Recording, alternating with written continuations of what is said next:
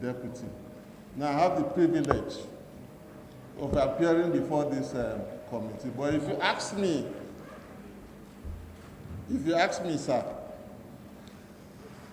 we consider our political leaders as part of us. Is one, we don't see them as different, so we have a common interest. So left to me, I would have wanted a situation where we make our presentation administratively. But you regulate your activities, you've decided to brought us here. Now let me just go into the issue at hand.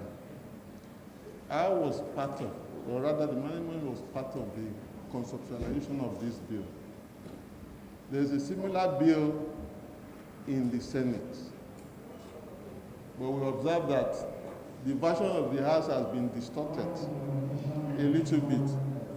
Now, what were we looking at? What was the mischief that informed this bill? In case some of you are not aware, the chairman made that point. The National Assembly complex is under the management. I want to avoid the word ownership. It's under the management and control of the Minister of FCT. We are just occupants. The FCT is responsible for the maintenance of this complex. Now, that situation is not just restricted to the complex in Abuja. The complex in Lagos is in a similar position. The complex in Lagos is under the control and occupation of the secretaries of the government of the Federation. The National Assembly is just occupying its space. As a matter of fact, something happened last year. We wanted to renovate our own portion of the complex.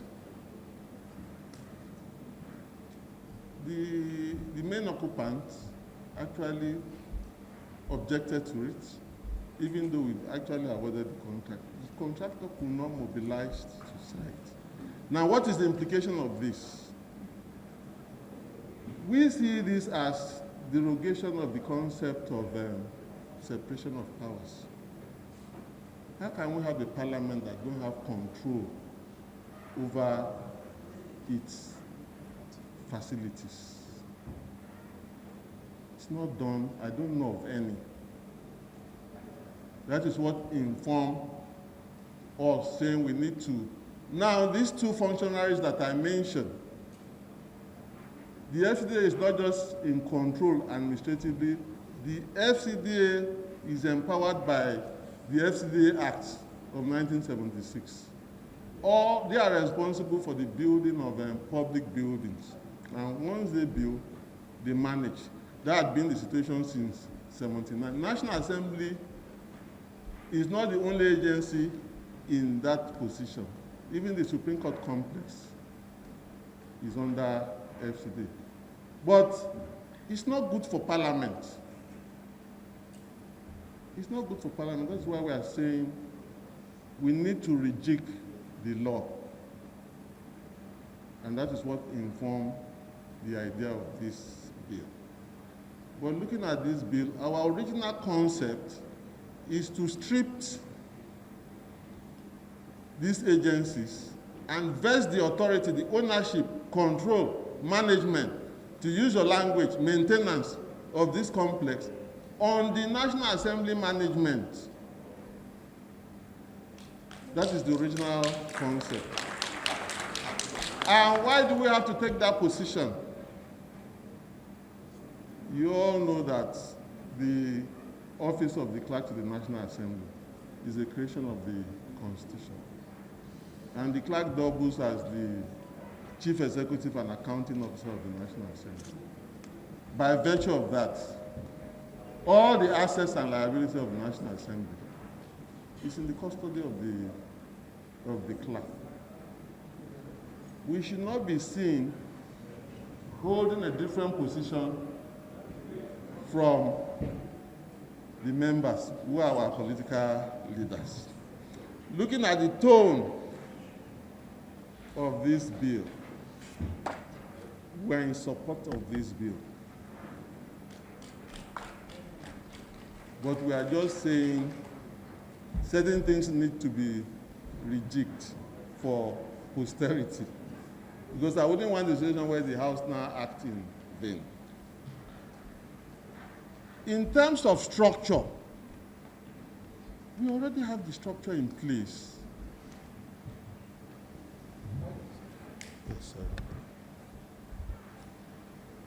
sir. In terms of structure, we already have the structure in place. National Assembly has 13 directorates. The staff strength of National Assembly is over 4,000. The Directorate of Estate and Work is a specialized directorate. We have all kinds of personnel and experts which require site experience in that directorate. And that directorate is headed by a secretary who is the equivalent of a PAMSEC.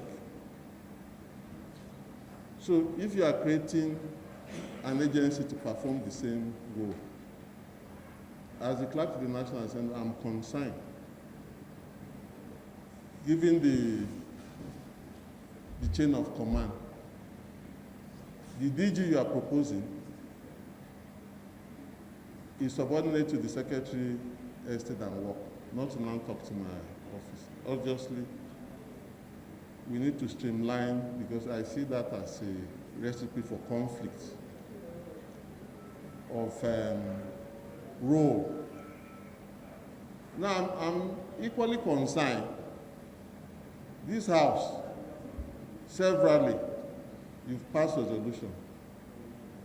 Even from the standpoint of the executive, there is that consensus that there is need to reduce costs of governance. That there is need to reduce cost of governance. So I'm wondering, if you have the benefit of the Directorate of Estate and Works, why do we have to now create an agency? Are you there, sir? Now, you know, when it comes to budgeting, it's at your discretion. The chairman is here. He knows the challenge we used to face when it comes to increasing National Assembly budget. I think